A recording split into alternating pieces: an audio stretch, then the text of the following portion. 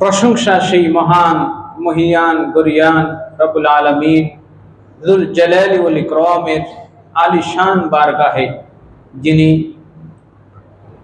এই বরকতময় মুহূর্তে এমন এক সময় আমরা নিশ্চিন্তে নির্বিঘ্নে নিরাপদে আল্লাহর ঘরে বসে আছি, যেই মুহূর্তে আমাদের দেশের দক্ষিণ পূর্বাঞ্চলের অনেক মসজিদগুলো আজকে প্লাবিত, যেখানে আজকে জুমার নামাজের মতো কোনো পরিবেশ নাই।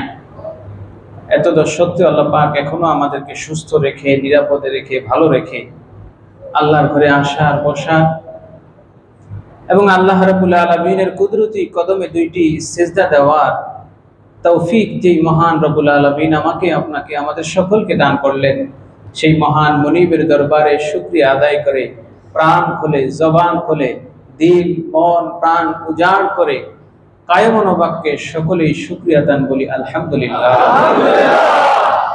আরো যৌক শোক মহব্বতের সাথে বলি আলহামদুলিল্লাহ। দরুদ ও সালাম পেশ করছি প্যারা নবী রাসূল আরবি সাইয়্যিদুনা নবিয়ুনা হাবিবুনা শফিউনা হুজুর আকরাম সাল্লাল্লাহু তাআলা আলাইহি ওয়াসাল্লামের নুরানি ইরফানি কদম মুবারকে, যার ওসিলায় আল্লাহ রাব্বুল আলামিন এখনো পর্যন্ত এই উম্মতকে বড় ধরনের আযাব, বড় ধরনের গজব, বড় ধরনের মুসিবত থেকে হেফাজত করেছেন, বলেন আলহামদুলিল্লাহ। সম্মানিত সুধী, প্যারে হাজরিন, খুতবার প্রারম্ভে পবিত্র কালামে হাকিমের সূরা আম্বিয়া থেকে সূরা আম্বিয়ার ৭৬ নং আয়াত এবং সূরা আরাফের ১৩৩ নং আয়াতে কারিমা তেলাওয়াত করেছি। এই আয়াতের মাধ্যমে আমাদের শিক্ষণীয় এবং আমাদের জন্য এই আয়াতের মাধ্যমে কি শিক্ষণীয় আছে এ বিষয়ে আলোকপাত করব।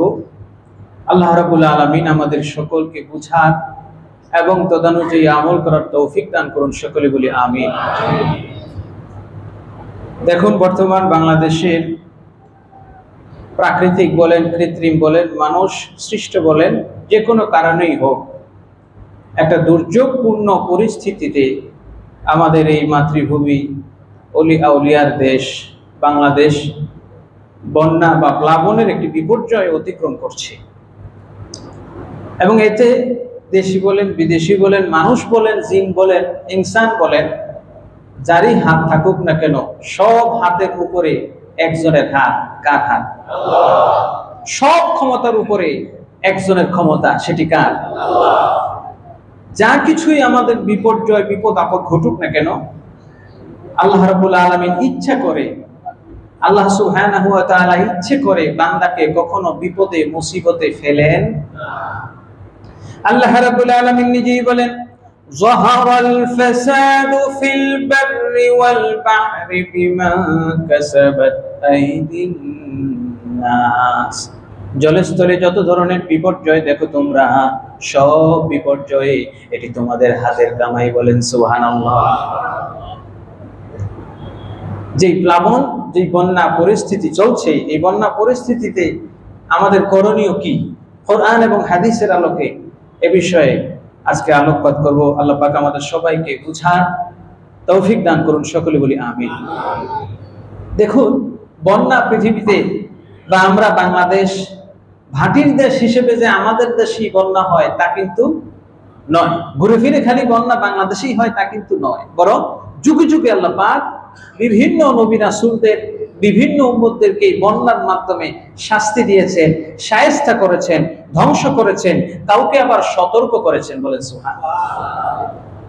আল্লাহ রাব্বুল আলামিন কোরআনে কারীমের সূরা আরাফের ১৩৩ নং আয়াতে বলেন, فَأَرْسَلْنَا عَلَيْهِمُ الطُّوفَانَ وَالْجَرَادَ وَالْقُمَّلَ وَالضَّفَادِعَ وَالدَّمَ آيَاتٍ مُفَصَّلَاتٍ فَاسْتَكْبَرُوا وَكَانُوا قَوْمًا مُجْرِمِينَ, বলেন সুবহানাল্লাহ। আল্লাহ পাক যে মাঝে মাঝে করোনা দেন, অ্যানথ্রাক্স ভাইরাস দেন, আর নতুন যেটা আসতেছে কি নাম যেন, কি ফক্স, যাই হোক, যে ফক্সি হোক না কেন, এই সমস্ত কিছু কেন দেন এটার কারণ আল্লাহ কোরআনে বর্ণনা করেছেন। বলে সুবহানাল্লাহ। সূরা আরাফের 133 নং আয়াত আল্লাহ বলে ফাআরসালনা আলাইহিমুত তুফান, আমি তাদেরকে তুফান দিয়েছি। কি দিয়েছি? তুফান কি শব্দ? আরবি শব্দ। তুফান কি শব্দ? আরবি শব্দ। আল্লাহ তুফান দেন। এরপরে আল্লাহ বলছেন ওয়াল জারাদা ওয়াল কুম্মালা ওয়াদ দাফাদিআ, রক্তের বৃষ্টি দেন, ব্যাঙের উপদ্রব দেন। তারপরে আল্লাহ পাক কীট পতঙ্গের উপদ্রব দেন। ওয়াদ্দামা, রক্ত দেন, রক্ত ছড়ান। আয়াতুম মুফাসসালাত, বন্যা বলেন, প্লাবন বলেন, প্লেগ বলেন, ভাইরাস বলেন, কীট পতঙ্গ দিয়ে যেই বালা মুসিবত হয়, আল্লাহ এগুলোর ব্যাপারে বলছেন আয়াতুম মুফাসসালাত, এগুলো সব হচ্ছে আল্লাহর সুস্পষ্ট নিদর্শন। বলেন সুবহানাল্লাহ। কারণটা কি? কেন আল্লাহ এগুলো দেন, কাদেরকে দেন আল্লাহ সেটাও বলছেন ফাস্তাকবারু, কারণ মানুষ মাঝে মাঝে অহংকারী হয়ে যায়। মানুষ মাঝে মাঝে অহংকার করে যে আমি এমন বাঁধ নির্মাণ করব যে কোনো প্লাবন, কোনো বন্যা আমাকে ধ্বংস করতে পারবে। দেখুন পৃথিবীতে বর্তমান যুগে চীন নাকি একটা বাঁধ তৈরি করেছে যেটা পৃথিবীর আর্নিক থেকে পর্যন্ত পরিবর্তন করছে। যত শক্তিশালী কিছুই করুক না কেন, পৃথিবীতে সবচেয়ে বড় শক্তিশালী একটা বাঁধের কথা আল্লাহ পাক কোরআনের সূরা সাবায় বর্ণনা করছেন। কোন সূরা? সূরা সাবায় আল্লাহ রাব্বুল আলামিন একটা বাঁধের কথা বর্ণনা করছেন, যে বাঁধটা ইয়েমেনের রাজধানী, বর্তমান ইয়েমেনের রাজধানীর সানা, এই সানা থেকে 138 কিলোমিটার দূরে, সেখানে ইরাম নামে একটা গোত্র থাকতো। যে সাবা দেশের কথা, সাবা নামে একটা সূরা কোরআনের মধ্যে আল্লাহ নাযিল করেছেন, যে সূরাটা সাবার রানী বিলকিস ছিলেন। সাবা একটা রাজ্য ছিল, সেই রাজ্য এবং গোত্রের নামে আল্লাহ একটা সূরা নাযিল করেছেন। তাদের রানী ছিল, নেতা ছিল বিলকিস।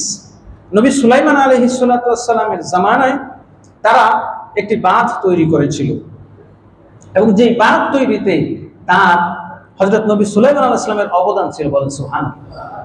কারণ সুলাইমান আলাইহিস সালাতু ওয়াস সালামের কাছে যখন রানী বিলকিস গেল, গিয়ে তাদের নিজ দেশের সমস্ত কিছু সুলাইমান আলাইহিস সালামের জন্য উজাড় করলো, তারা বলল যে আমাদের বন্যায় সমস্যা হয়, পানির সমস্যা হয়, আপনি আমাদের জন্য একটা বাঁধ নির্মাণ করেন। সুবহানাল্লাহ।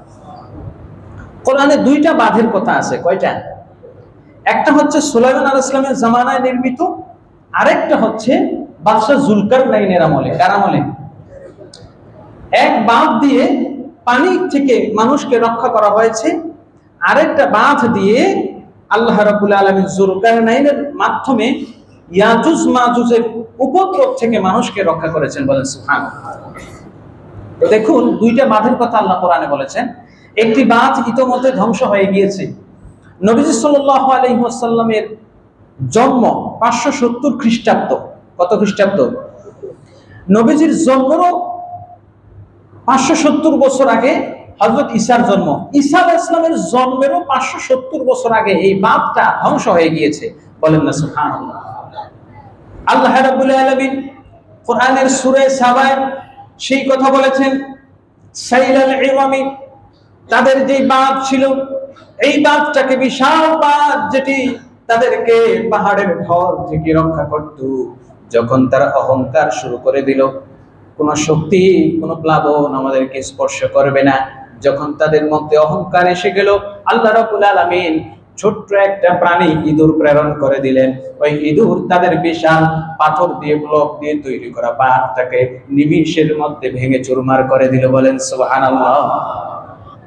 সুতরাং অহংকার করা যাবে না।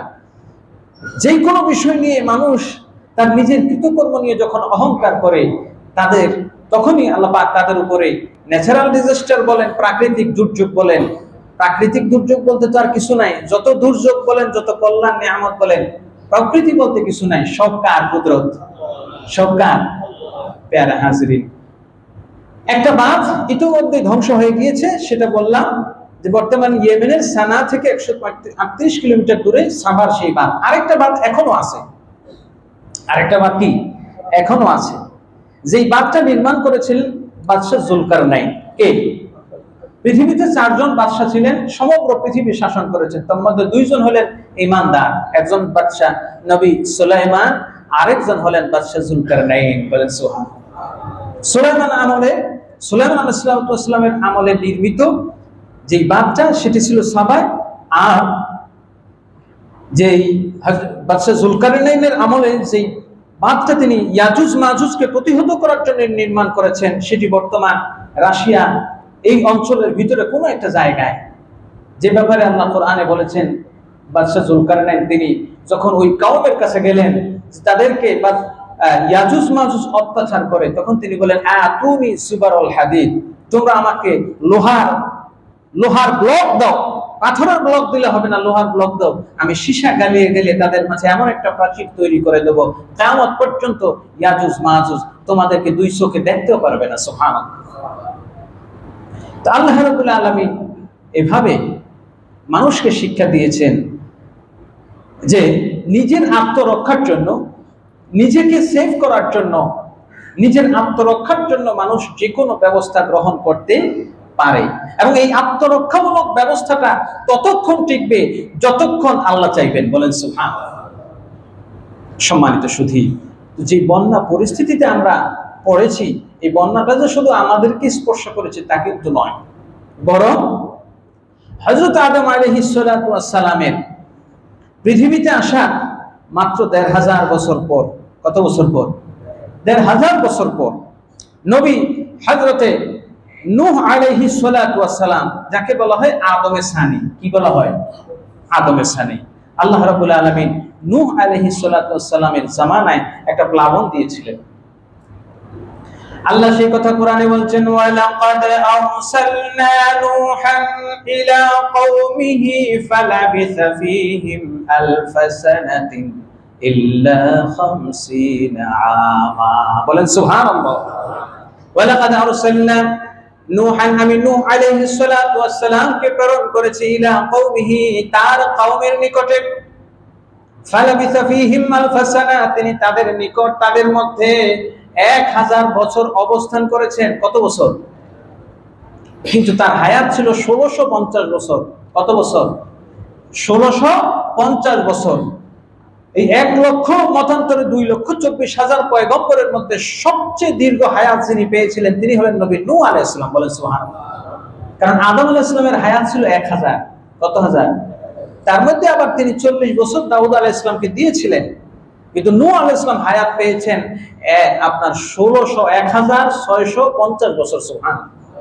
তিনি নবুয়ত অর্থাৎ রিসালাতের দায়িত্বই পেয়েছেন 350 বছর বয়সে। কত বছর? 350 বছর বয়সে তিনি যখন রিসালাতের দায়িত্ব পেলেন, এরপর থেকে শুরু করে 950 বছর দাওয়াত দিলেন। কয়শো বছর? 950 বছর দাওয়াত দেওয়ার পর কিভাবে আল্লাহ পাক পৃথিবীতে প্রথম বন্যা দিলেন, প্লাবন দিলেন, সেই ইতিহাসের দিকে যাই। 950 বছর দাওয়াত দেওয়ার পর তার এত দীর্ঘ 1000 বছরের সহস্রাব্দের ফল হইল মাত্র 80 জন। কতজন? 80 জন। তার এলাকার লোকজন তার প্রতি এত জুলুম করতেন, এবং নূহ আলাইহিস সালামের কথা আল্লাহ রাব্বুল আলামিন পবিত্র কোরআনের 18টা সূরায় বর্ণনা করেছেন। কয়টা? 18টা সূরায়, এবং 43 বার আল্লাহ পাক নবী নূহ আলাইহিস সালামের কথা কোরআনে বর্ণনা করেছেন। বলেন না সুবহানাল্লাহ। তাহলে বুঝা গেল তার কষ্ট কম না বেশি, পরিশ্রম কম না বেশি। এত পরিশ্রম করার পরেও, এত কিছু করার পরেও কিয়ামতের ময়দানে হযরত আব্দুল্লাহ ইবনে মাসউদ রাদিয়াল্লাহু তাআলা আনহু থেকে হাদিস বর্ণিত, আল্লাহ রাব্বুল আলামিন কোরআনের আয়াত নাযিল করেছেন, ওয়া কাযালিকা জাআলনাকুম উম্মাতান ওয়াসাতান লিতাকুনু শুহাদাআ আলান নাস ওয়া ইয়াকুনার রাসূলু আলাইকুম শাহীদা।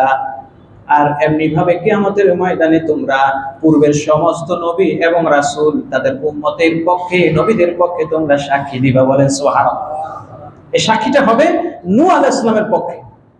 950 বছর দাওয়াত দেওয়ার পর হাসরের ময়দানে যখন আল্লাহ রাব্বুল আলামিন কওমে নূহকে জিজ্ঞেস করবেন যে তোমরা ধ্বংস হয়ে গেলে, তোমরা ধ্বংসপ্রাপ্ত হলে, বিনাশ হয়ে গেলে, পৃথিবী থেকে নিশ্চিহ্ন হয়ে গেলে, কারণটা কি?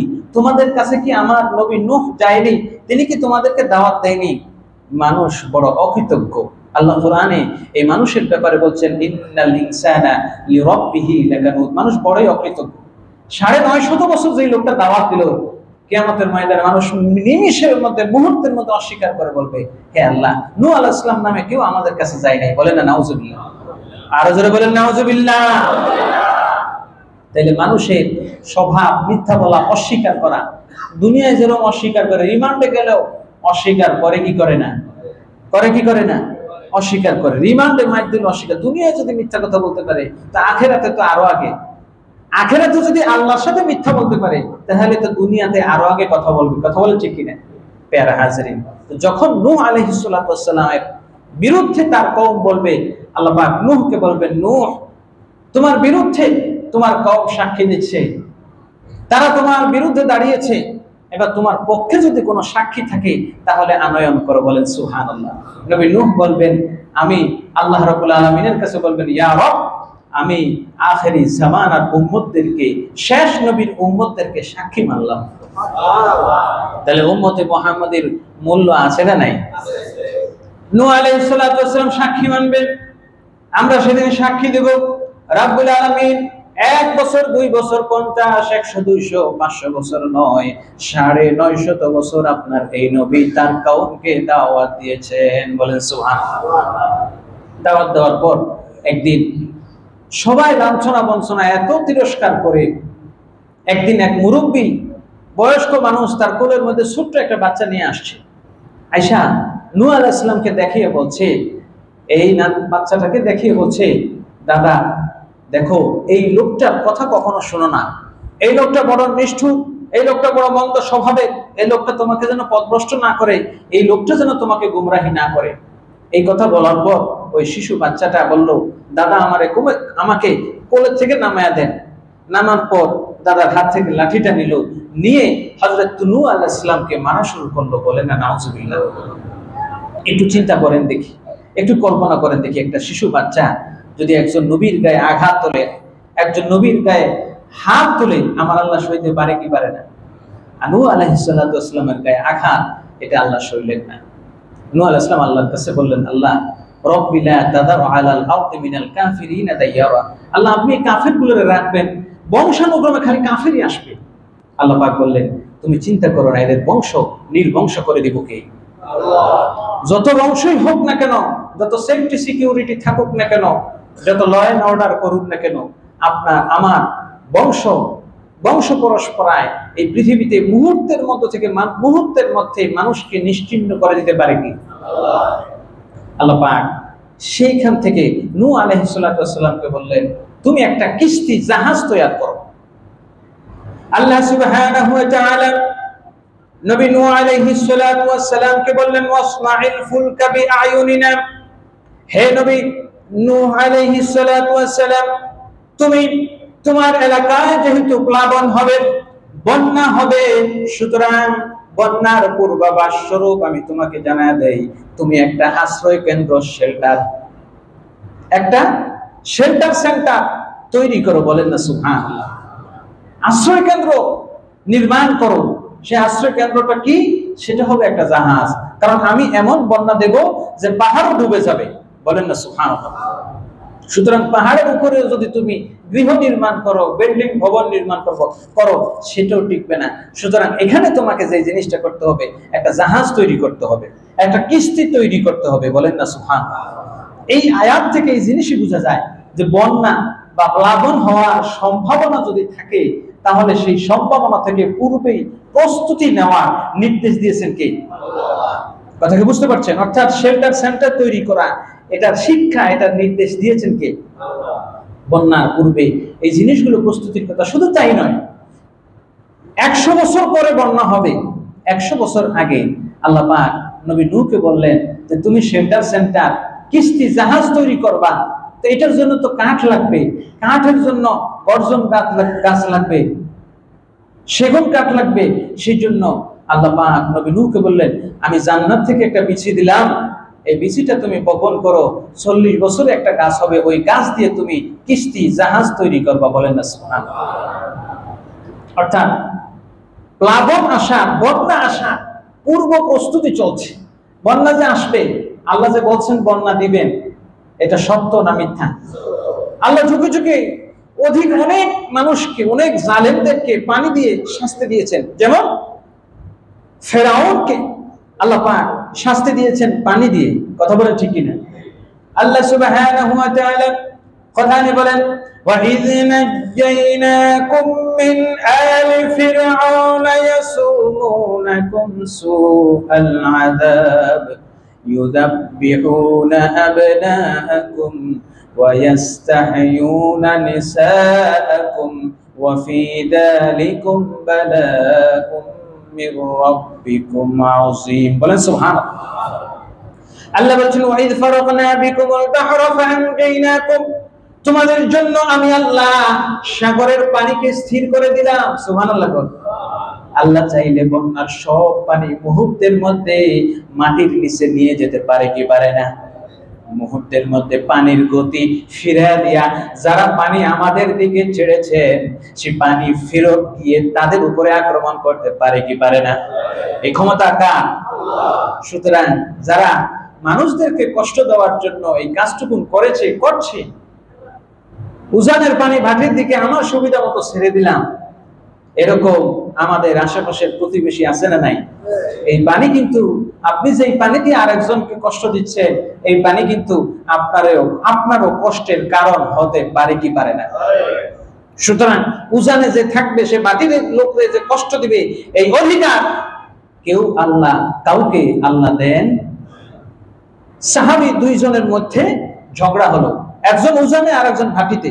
পাহাড়ের উপর থেকে পানি আসে, আসার পরে উপরের জমিটা যার, সে পানি আটকায় রাখে, নিচের জমিওয়ালারে পানি দেয় না। তখন দুইজন গেল, তো উপরের ওয়ালা যে লোক ছিল সে ইনসাফ করছিল, সে প্রথমে পানি ছেড়ে দিচ্ছিল। যখন ওই লোকের পানি খেতে ভরে যায়, তখন সে পানি বাদ দিয়ে আটকে রাখে, নিজেরটাতে দেয়। তো যখন দুইজনের বিচার নবীজির কাছে গেল, যাওয়ার পরে ভাটির লোক বলতেছে, ইয়া রাসূলুল্লাহ, সে আমার প্রতি জুলুম করে, সে আমার ইচ্ছে মতো পানি দেয় না, আমার খেতে পানি পায় না। নবীজি তাকে জিজ্ঞেস করলেন, সেই লোকটা নবীজির যে কোনো ভাবেই কাছের লোক ছিলেন। সে বলল, ইয়া রাসূলুল্লাহ, আমি তার উপর বেইনসাফ করি না, জুলুম করি না।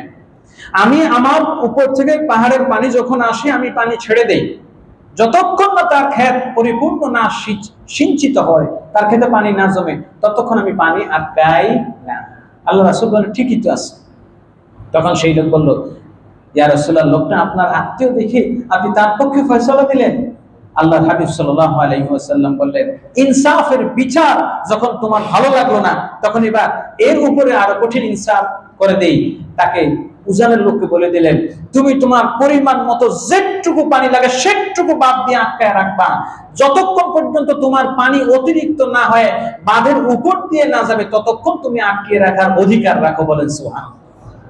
সুতরাং এই হাদিস থেকে একটা জিনিস, আমরা যদিও ভাটির দেশে হই না কেন, তা আমাদের উপরে যদি জুলুম করা হয়, আমাদের উপরে যদি অত্যাচার করা হয়, প্রতিবেশী রাষ্ট্র যদি আমাদের উপরে এভাবে শুকনো মৌসুমে শুকায় মারে, পানির মৌসুমে পানিতে ডুবায় মারে, তাহলে মুসলমান হিসেবে আমাদের অধিকার আছে এর বিরুদ্ধে প্রতিরোধ করার। কথা কোন ঠিক কিনা? সেই অধিকার দিয়েছেন কে? আল্লাহ। সুতরাং আমাদের মুসলমানদেরকে শিক্ষা নিতে হবে যে আল্লাহ সুবহানাহু ওয়া তাআলা মুসলমানদেরকে যুগে যুগে বিভিন্ন ভাবে পরীক্ষা করেন। আল্লাহ নিজে বলছেন, ওয়ালা নাবলুওয়ান্নাকুম বিশাইইম মিনাল খাউফি ওয়াল জু'i ওয়া নাকসিম মিনাল আমওয়ালি ওয়াল আনফুসি ওয়াস সামাওয়াত। আল্লাহ রাব্বুল আলামিন মুসলমানদেরকে বিপদ দিবেন, আপদ দিবেন, মুসিবত দিবেন, মুসিবতে সে ধৈর্য ধারণ করবে। প্লাবনে তার সবকিছু নিয়ে যাবে, নদী তার সবকিছু নিয়ে যাবে, তারপরেও মুসলমান খেজুর গাছের ন্যায় শক্ত হয়ে দাঁড়িয়ে থাকবে, কোন বাতিল, কোন জালেম তাকে মাথা নোয়াতে পারবে না। বলেন সুবহানাল্লাহ। নূহ আলাইহিস সালাতু ওয়াস সালাম গাছের বীজ রোপণ করলেন, 40 বছর পরে এটা বড় হলো। নূহ আলাইহিস সালাম বললেন, ইয়া রব, পৃথিবীতে আমার পূর্বে তো কেউ কোনোদিন জাহাজ নির্মাণ করেনি। জাহাজ কি জিনিস, কিস্তি কি জিনিস, এটা কেউ কখনো জানেও না। সুতরাং জাহাজ কিস্তি কিভাবে বানাইতে হয় আমাকে একটু শিখিয়ে দেন। আল্লাহ পাক সর্বপ্রথম হযরত জিবরিল আমিনকে ইঞ্জিনিয়ার রূপে পাঠিয়ে দিলেন যে তুমি যাও, কিভাবে জাহাজ নির্মাণ করতে হয়, এটা কত দৈর্ঘ্য হবে কতটুকু, প্রস্থ হবে কতটুকু, এটা তুমি একটু তাকে দেখায় দাও, কয় তলা হবে তাও জানায় দিলেন। বলেন সুবহানাল্লাহ। এর থেকে কিন্তু অনেক কিছু শিক্ষণীয় আছে। প্লাবন বা দুর্যোগ আল্লাহর পক্ষ থেকে যদি আযাব যখন আসবে, এই আযাব কিন্তু ভালো মন্দ, যুবক, শিশু, বৃদ্ধ সবাইকে স্পর্শ করবে, ঠিক কিনা বল? আল্লাহ হাবিব সাল্লাল্লাহু আলাইহি ওয়াসাল্লাম বলেন, লাউ আন্না রাহিমাল্লাহু আলা কওমি নূহিন, আল্লাহ পাক যখন কোন কওমকে আযাব দেন, বিপদ দেন, মুসিবত দেন, এই মুসিবতে ভালোরাও মরে, বৃদ্ধরাও মরে, শিশুরাও মরে। যেমন নবী সাল্লাল্লাহু আলাইহি ওয়াসাল্লাম বলছেন, আল্লাহ যদি পৃথিবীর কাউকে আযাবের সময়, গজবের সময় রহমত দিতেন, দয়া করতেন, তাহলে নূহ আলাইহিস সালাতু ওয়াস সালামের কওমের ওই নারীর উপরে দয়া করতেন, যেই নারী তার ছোট্ট কোলের শিশুটাকে নিয়ে বন্যা থেকে রক্ষার জন্য পাহাড়ে আরোহণ করেছিল। পাহাড়ে আরোহণ করার পর যখন আস্তে আস্তে পানি বাড়তে লাগলো, মহিলা কোলের বাচ্চাটাকে কাঁধে নিল, কাঁধ পর্যন্ত পানি গেছে, এবার মহিলার নাক পর্যন্ত পানি আসছে, মাথার উপরে শিশুটাকে ধরে রাখছে, তারপরে পানি উঠতে উঠতে মহিলা ডুবে গেল, সন্তানটাও ডুবে গেল। আমার নবী সাল্লাল্লাহু আলাইহি ওয়াসাল্লাম বলছেন, আল্লাহ যদি কাউকে রক্ষা করতেন, আল্লাহ যদি কারো উপরে দয়া করতেন, তাহলে অবশ্যই ওই মহিলা ওই শিশুর উপরে দয়া করতেন। বলেন সুবহানাল্লাহ। কিন্তু যখন আল্লাহ ধরবেন, তখন কিন্তু সবাইকে ধরবেন, সেখানে শিশুও রক্ষা পাবে। এখন প্রশ্ন আসতে পারে যে আযাব, অপরাধ যদি করে, আযাব যখন আসবে, অপরাধীর জন্য শাস্তি হইতে পারে, কি কোন ঠিক কিনা? অপরাধীর জন্য শাস্তি হইতে পারে, কিন্তু ভালো লোকের জন্য তো শাস্তি হইতে পারে না। কিন্তু আল্লাহ যখন আযাব গজব দেন, সেই আযাবটা কাফেরের জন্য, বেঈমানের জন্য শাস্তি হয়, আর ইমানদারের জন্য মুসিবত হয়ে আখিরাতে তার মর্যাদা বৃদ্ধির কারণ হয়। সুবহানাল্লাহ। কিভাবে? ওই যে শিশুটাকে আল্লাহ পাক ওই প্লাবনে ধ্বংস করে দিলেন, এর মাধ্যমে ওই শিশুটার জন্য, মা যদি অপরাধী হয় তার শাস্তি হয়েছে, কিন্তু শিশু তো অপরাধী না, তাহলে তার জন্য এই আযাব, এটা কি গজব না নেয়ামত? তার জন্য মুফাসসিরিনে কেরাম বলছেন এটা নেয়ামত, কারণ সে বড় হওয়ার পূর্বে, গুনাহ করার পূর্বেই আল্লাহ তাকে দুনিয়া থেকে বিদায় করে দিয়ে জান্নাতের মেহমান, গেলমান বানিয়েছেন। সুবহানাল্লাহ। তাহলে বিপদ যখন আসে, মুশরিকের জন্য, কাফের, বেঈমানদের জন্য এটা শাস্তি হতে পারে, ইমানদারের জন্য এই মুসিবতটা তার মর্যাদার কারণ হয়ে যায়। বলেন সুবহানাল্লাহ। এজন্য আল্লাহ বলেন, ইদা আসাবাতহুম মুসিবাতু ক্বালু ইন্না লিল্লাহি ওয়া ইন্না ইলাইহি রাজিউন। বলেন সুবহানাল্লাহ। নূহ আলাইহিস সালামের যুগে যেই প্লাবনটা হয়েছিল, পৃথিবীর সব ধ্বংস হয়ে গেছে। আল্লাহ পাক নূহ আলাইহিস সালামকে বলছেন, কিস্তি তৈরি করো, কিস্তিটা হবে 3 তলা। কয় তলা? 3 তলা। এবং সকল ধরনের পূর্ব প্রস্তুতি তাকে নিতে বললেন। বলেন না সুবহানাল্লাহ। এর মাধ্যমে বন্যা পূর্ব পরিস্থিতিতে আমাদের কি পরিকল্পনার দরকার, কি পূর্ব প্রস্তুতির দরকার, সেই শিক্ষাটা কিন্তু আল্লাহ এই জায়গায় দিয়েছেন। বলেন সুবহানাল্লাহ। নূহ আলাইহিস সালামের ঘটনা থেকে আল্লাহ নূহকে বললেন, তোমার শুকনো খাবার যা আছে, খাবারটাও নিয়ে নিবে। সুবহানাল্লাহ।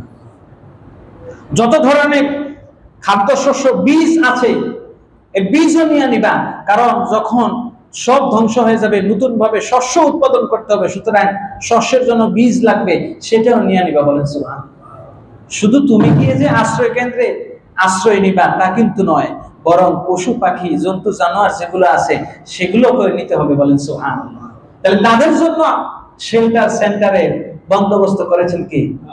দেখেন আমার আল্লাহ পাক এই 1000 বছর ধরে মানুষের উপরে বন্যা আসবে, প্লাবন আসবে, তার জন্য প্রি প্ল্যানিং কি করতে হবে, পূর্ব প্রস্তুতি তার কি থাকবে, প্রিপারেশন কি থাকবে, সেই নির্দেশনা আমার আল্লাহ দিয়েছেন। বলেন সুবহানাল্লাহ। নবী নূহ আলাইহিস সালামকে আল্লাহ বলে দিচ্ছেন, তুমি প্রত্যেকটা প্রাণী জোড়ায় জোড়ায় নিয়ে যাবা। বলেন সুবহানাল্লাহ। এসে সব প্রাণী এক জোড়ায় জোড়ায় নিয়েছেন। সর্বপ্রথম তার কিস্তির মধ্যে উঠেছে টিয়া পাখি, মতান্তরে তোতা পাখি। বলেন সুবহানাল্লাহ। এরপরে সর্বশেষে উঠছে গাধা। কোনটা? গাধা। সেই জায়গার মধ্যে সাপ এবং বিচ্ছু তারাও আয়সা আশ্রয় নিতে চাইল। হযরত নূহ আলাইহিস সালাম বলতেছেন, আয় হায়, তোমাদেরকে আশ্রয় দিলে অবস্থা হবে কি? সাপ এবং বিচ্ছু বলতেছে, ইয়া নূহ, হে নবী নূহ, আমরা আপনাকে একটা বিষয় নিশ্চয়তা দিচ্ছি, যদি আপনার কোনো উম্মত, যদি আপনার কোনো উম্মত আমাদেরকে ডিস্টার্ব না করে, আঘাত না করে, আমরা কখনো কাউকে আঘাত করব না। আপনার কোনো উম্মত যদি দোয়া পড়ে সালামুন আলা নূহিন ফিল আলামিন, আপনার কোন উম্মত যদি এই দোয়া পড়ে সালামুন আলা নূহিন ফিল আলামিন ইন্না কাযালিকা নাজসিল মুহসিনিন ইন্নাহু মিন ইবাদিনা মুসলিমিন, আপনার কোন উম্মত যদি সালামুন আলা নূহিন ফিল আলামিন ওয়া ইন্না কাযালিকা নাজসিল মুহসিনিন এই দোয়া পড়ে কোন সাপ কোন বিচ্ছু তাকে আক্রমণ করবে, সব পানিগুলো উঠাইলেন।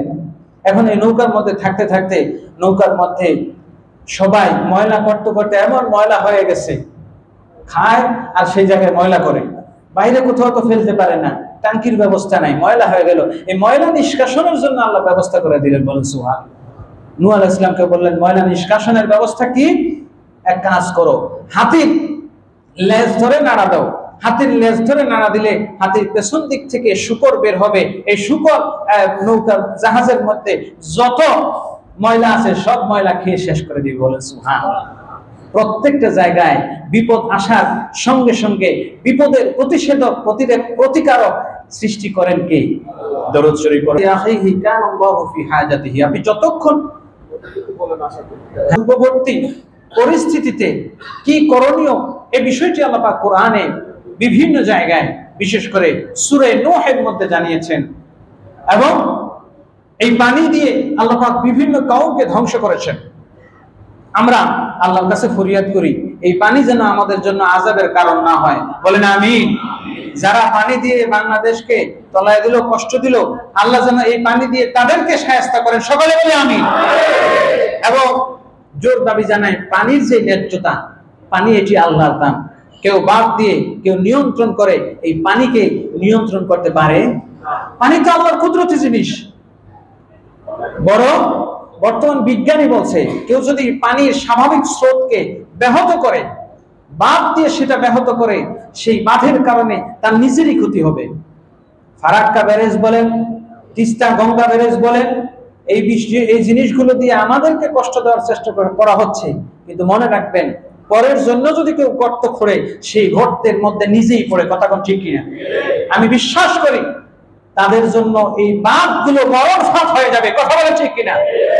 আল্লাহ পাক আমাদের মুসলমান ভাইদেরকে দীর্ঘ 50টি বছর তারা আমাদেরকে কষ্ট দিচ্ছে, শুকনো মৌসুমে শুকায় মারে, পানির সময় ডুবায় মারে।